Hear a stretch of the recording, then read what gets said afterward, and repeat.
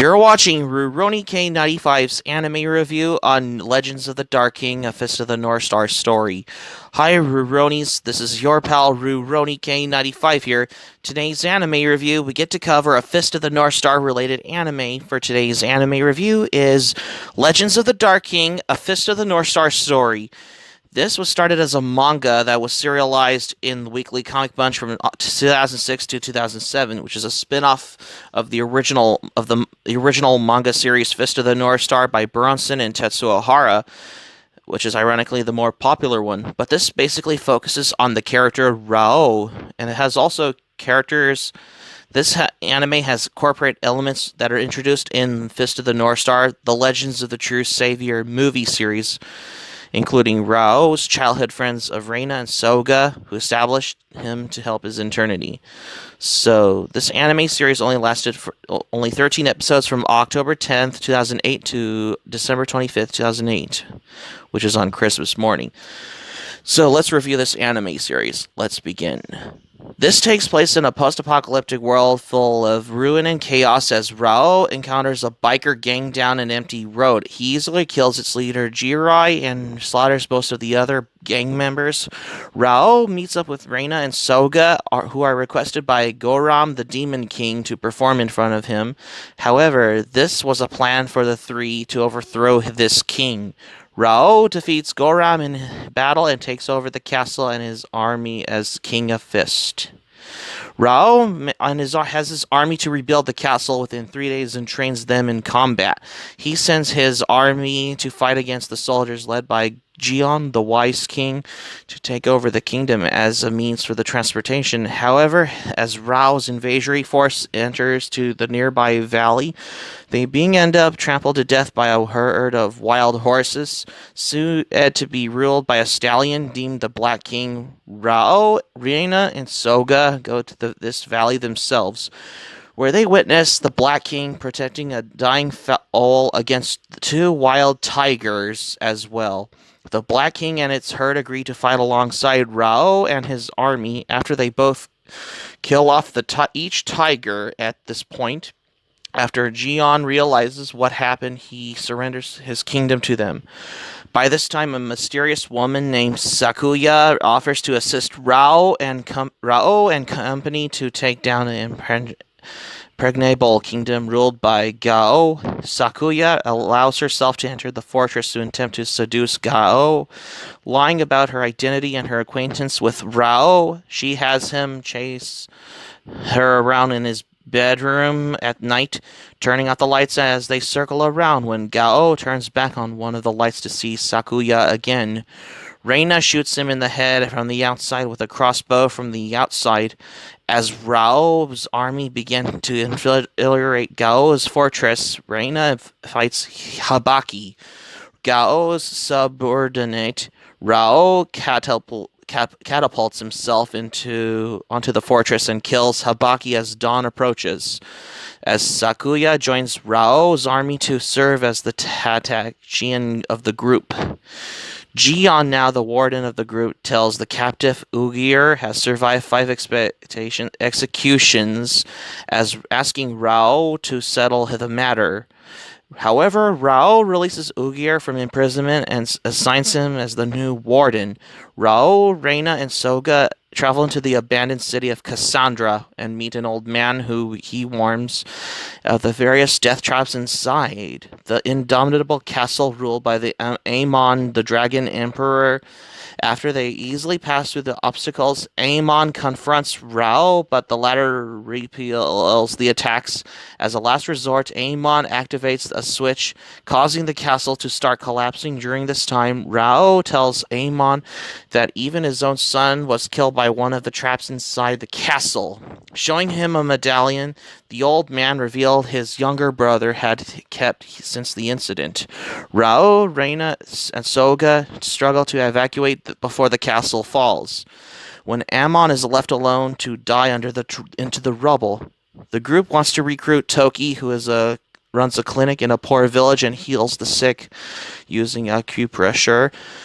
And he just so happens to be Raoh's brother. Reina goes to see Toki personally to convince to join with Raoh, but Sakuya shows opposition to this, saying that having them together will end up in a conflict. After Toki refuses to join, Raoh and Soga arrive with the army. Raoh orders his army to arrest Toki after the latter refuses to battle against the former to prove his strength as a martial artist.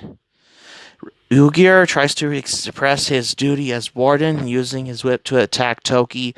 However, he dodges the whip and disables Ugir from attacking. When Sakuya visits Toki in his cell, she apologizes because she wants to protect Raoh from potentially being injured by Toki if the two brothers were to fight each other. Above all this, Raoh is told by Soga to go see Raoh, a former military strategist now living in a peaceful life at a barren wild wind farm, in an attempt to recruit him in the army.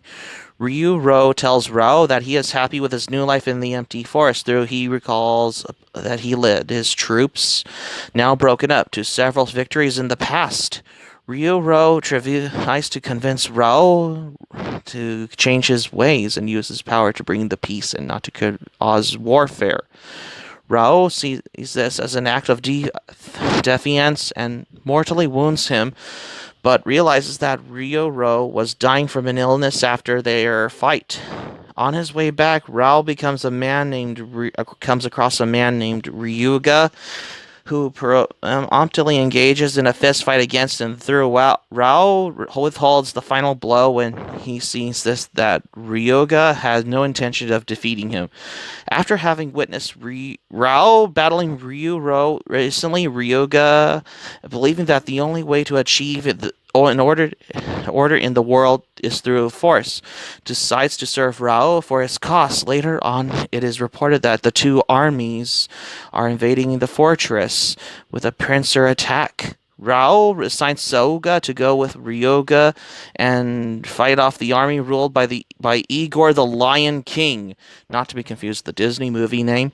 After Ryuga kills the the army surrenders, but he proceeds to slaughter them while they bow down in fear.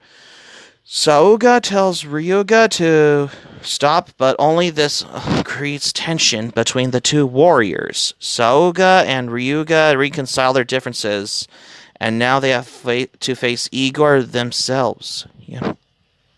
They behead this ruthless Lion King and return to the fortress, bringing back his skull made into the wine glass to celebrate their victory. A mysterious martial arts artist known as King, who has taken over the city of the Southern Cross, is said to preparing to invade their fortress. Raoh sends Reina with Ryuga to investigate upon the matter. Reina and Ryuga reluctantly find a man named Juza of the Clouds, Ryuga's half-brother, in a local bar near the city. He reveals that their sister Yuria, Raoh's childhood friend, committed suicide after she learned that the king had destroyed neighboring villages to buy her love. When Ryuga tells aggrieved Raoh about this, he decides to leave it alone for the sake of rule. Raoh's army to take down the army led by Jadum, the Iron Emperor, while Reina to investigate the UD gang hideout in the south as well. She's ambushed then and captured by Dagail, aid to the leader of the gang, as it seems that Jadum's army is lessening in numbers. Jadum transforms his body into steel and fights Ryuga and Sakuya head-on, but he's shortly defeated afterwards. While he imprisoned, Reina sees Isabel, a female assassin who served Dagail, being tortured to death after receiving a scar on her neck from her last mission as well. Reina manages to free Isabella herself to attempt to escape the hideout, but Isabella is momentarily shot with an arrow to her back. Raoh unexpectedly arrives to rescue Reina and confronts Judah, the leader of the gang. But Raoh decides not to kill Judah and continues on his way at this point. By this time, Soga and the army of men travel across the desert to a village, posing as merchants as to inspect if an army ruled by Pluto has passed by there. Ryuga gathers the villagers To interrogate the flag of Pluto's army end up in the streets. All of a sudden, mysterious voice impale Soga in the chest by the now hypnotized villagers, saying that he will now have 2 months to live. Soga is forced to leave and inform Raoh about this. Raoh and the others to go to the village themselves and attack Pluto's army. While there, Ryuga is also struck in the chest by the unknown voice. Raoh looks around and sees that a man named Gaia was responsible for this as well, for the fact that he has Pluto's army under his spell. Raoh defeats Gaia in one blow, causing the army to retreat at this point. Sakuya has seen the presence of Bowser, the Holy Emperor, but she chooses not to work under him anymore. Sakuya, accused of betraying Raoh, is sent to prison under suspicion, though she claims she serves Raoh out of love as Raoh's army begin their raid toward Bowser's castle. Raoh encounters Hooker and Li Rong, but easily attacks them. Raoh holds them a meeting with Bowser, who agrees to back down and let Raoh take the title of the Holy Emperor if he chooses to do so. It is revealed that Sakuya plans to take down the fortress on her own. Reina is left to defend the office until Raoh, Soga, and return. Jehuda makes an appearance and begin to fight the warriors present in the office. Sakuya is released from the prison as to assist Reina and is warding off Juda's army. Sakuya explains to Reina that she never betrayed Raoh. Instead, she mercilessly predicted what will happen if Raoh went to see Bowser in the first place. Judah has his army to tear down the walls and attack the warriors within the fortress. Raoh manages to back it off to his kingdom and overwhelms Judah with his fists. However, Judah still has a trick up his sleeve, shooting Raoh with a giant howitzer. Unfortunately, Raoh is able to destroy the large bullet. Bowser breaks his alliance with Raoh and challenges him to a duel.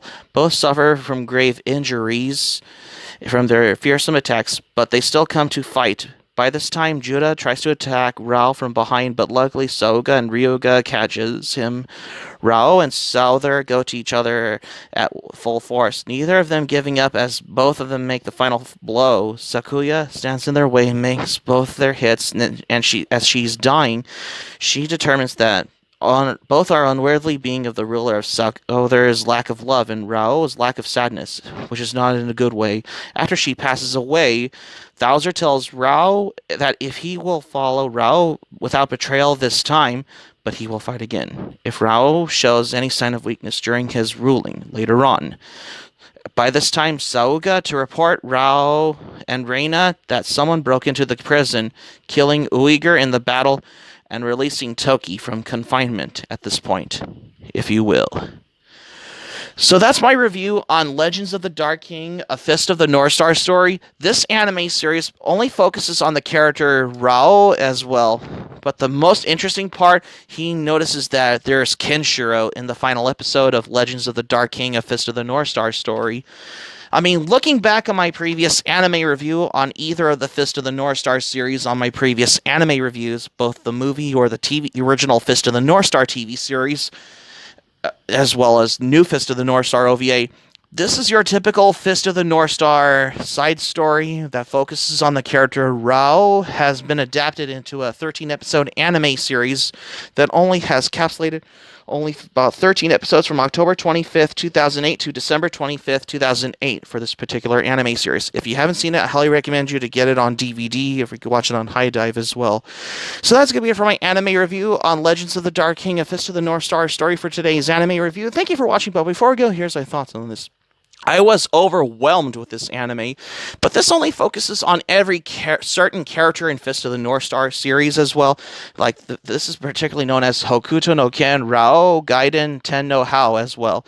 If you haven't seen this, I highly recommend you watch it on High Dive if you can get it on DVD that is released by Sentai Filmworks as well. Hope subscribe for content. My anime planet link in the description below. You can share this video on our Twitter, Facebook if you have Twitter, Facebook account, all social media. Be sure to give this video a thumbs up by clicking on the like button on this video. Feel free to leave in the comments section. Be sure to subscribe to my channel, RuRoniK95. Feel free to join my channel, especially if you're new on my channel. Hit the notifications bell button.